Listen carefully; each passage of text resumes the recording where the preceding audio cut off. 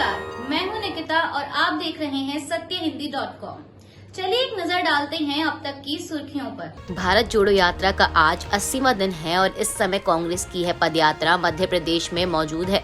आज 26 नवंबर शनिवार को यात्रा मध्य प्रदेश के मोरतक्का गांव से शुरू की गई, जो कि शाम के समय मार्कम लेन के पास में जाकर रुकेगी।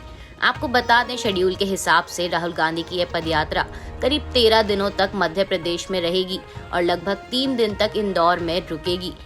इस दौरान यात्रा राज्य में 382 किलोमीटर का सफर तय करने के बाद 3 दिसंबर की शाम को आगर जिले से राजस्थान में प्रवेश करेगी। जैसे जैसे दिल्ली में एमसीडी चुनाव की तारीख नजदीक आती जा रही है, वैसे ही राजनीतिक दलों के बीच आरोप प्रत्यारोप का दौर भी तेज हो गया है। इसी कड़ी में शुक्रवार को भारतीय जनता पार्टी के राष्ट्रीय अध्यक्ष जेपी नड्डा ने अपने एक संबोधन के दौरान आम आदमी पार्टी पर करारा हमला बोला। नई दिल्ली के वेस्ट पटेल नगर में एक पब्लिक मीटिंग के दौरान उन्होंने दिल्ली के सीएम अरविंद केजरीवाल पर निशाना साधते हुए कहा कि इन्होंने जेल में भी मसाज का इंतजाम कर दिया। इन्होंने शिक्षा में भी अच्छा काम किया। जो लोग रेपिस्ट थे उसे थेरेपिस्ट बना दिया। नड्डा ने कहा कि मनीष सिसोदिया को तो शर्म आनी चाहिए, रेपिस्ट को थेरेपिस्ट बना दिया। वे सरेआम दुनिया के सामने धूल झोंकने का काम करते हैं। इसके साथ ही दिल्ली एमसीडी चुनाव को मद्देनजर रखते हुए अपने संबोधन में जेपी नड्डा ने बताया कि 5,82,000 स्ट्रीट लाइटों में से 9.5 लाख पुराने बल्ब को निकालकर नए एलईडी बल्ब लगाए गए। 80% घरों से आज door to door waste collection हो रहा है। स्कूलों में स्मार्ट क्लासेस चल रही हैं। उन्होंने कहा कि हमने काम किया है, काम करेंगे और लोगों की सेवा करेंगे। लेकिन दिल्ली सरकार ने एमसीडी को और एमसीडी के माध्यम से राजनीति में घटिया हरकत करने में कोई कसर नहीं छोड़ी है। दिल्ली की आम आदमी पार्टी सरकार ने एमसीडी का बजट बढ़ाने की बजाय घटाने का काम किया है। दिल्ली नगर निगम चुनाव को ध्यान में रखते हुए किए जा रहे चुनाव प्रचार में शुक्रवार को बीजेपी के कई बड़े नेताओं ने जनसभाएं और रोड शो किए। केंद्रीय मंत्री अनुराग ठाकुर, उत्तराखंड के मुख्यमंत्री पुष्कर सिंह धामी और भाजपा के राष्ट्रीय महामंत्री कैलाश विजयवर्गीय सहित 16 भाजपा के वरिष्ठ नेताओं ने कल लगभग 60 जनसभाओं को संबोधित किया और भाजपा के पक्ष में वोट देने की जनता से अपील भी की। इस दौरान केंद्रीय मंत्री अनुराग ठाकुर ने एक जनसभा को संबोधित करते दौरान दिल्ली के मुख्यमंत्री अरविंद केजरीवाल पर तीखा प्रहार करते हुए कहा कि दिल्ली सीएम अरविंद केजरीवाल के लिए राजनीति में कोई सगा नहीं है। उनके केवल 3 यार हैं, दारू, घोटाला और भ्रष्टाचार। उन्होंने कहा कि आज पूरे देश की जनता देख रही है कि केजरीवाल सरकार ने शराब पॉलिसी में घोटाला किया और घोटाले का प्रमाण है कि उन्हें पॉलिसी वापस लेनी पड़ी। इसी तरह स्कूल रूम बनाने में घोटाला किया, जल बोर्ड में घोटाला किया और यहाँ तक कि बिजली सब्सिडी देने तक में घोटाला किया। अनुराग ठाकुर ने कहा कि भ्रष्टाचार तो केजरीवाल सरकार की पहचान बन गया है और जेल में बंद उनके मंत्री सत्येंद्र जैन इस भ्रष्टाचार के प्रतीक बिंदु हैं।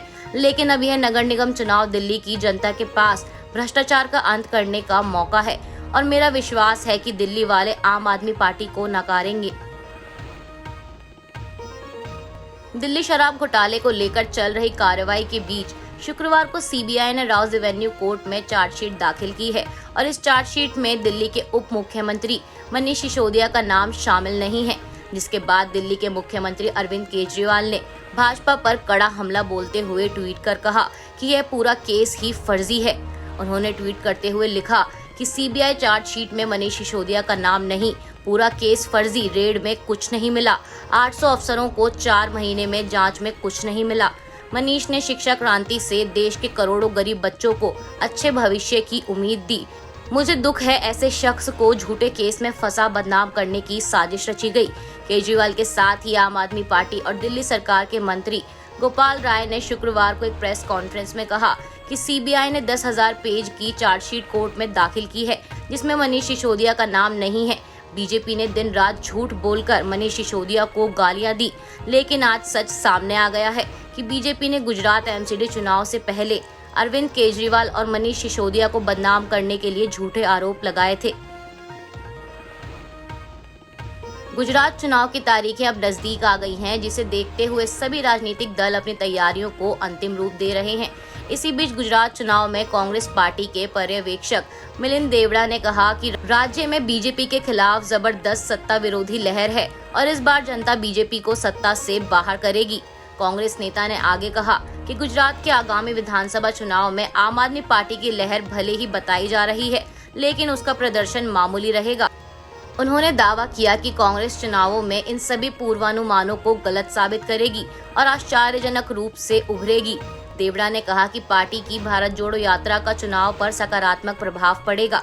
हालांकि पार्टी नेता राहुल गांधी यात्रा में व्यस्त थे, लेकिन अब वह प्रचार के लिए राज्य में और दौरे करेंगे।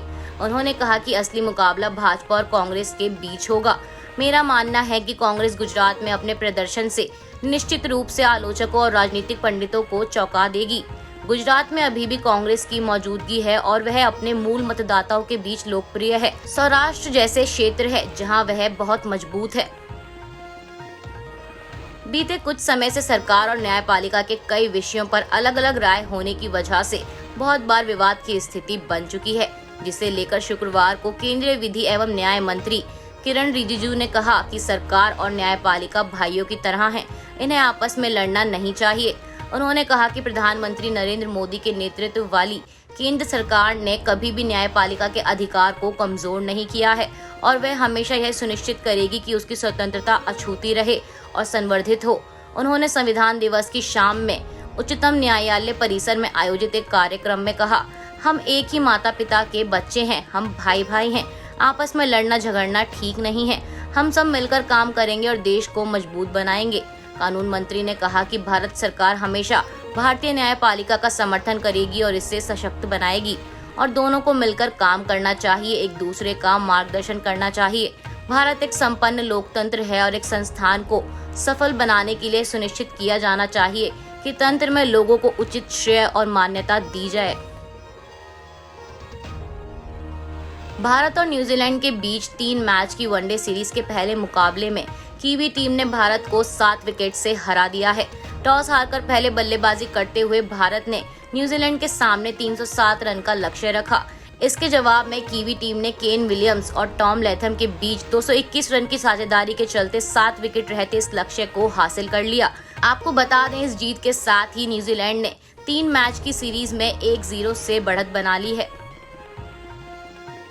फीफा वर्ल्ड कप 2022 को होस्ट कर रहे देश कतर को टूर्नामेंट में लगातार दूसरी बार हार का सामना करना पड़ा है। कल के मैच में सेनेगल ने कतर को 3-1 के अंतर से करारी हार दी। पूरे मुकाबले में सेनेगल ने अपना दबदबा साबित किया और कतर को बेहद कम मौके ही मिले, जिसकी वजह से लगातार दूसरी बार हार के साथ ही मेजबान देश का अगले दौर में जाने का सपना भी टूट गया है। बता दें, मुकाबले की शुरुआत से ही सेनेगल ने कतर पर दबाव बनाना शुरू कर दिया था। आज के लिए बस इतना ही। बाकी की खबरों के लिए बने रहिए सत्यहिंदी.com पर।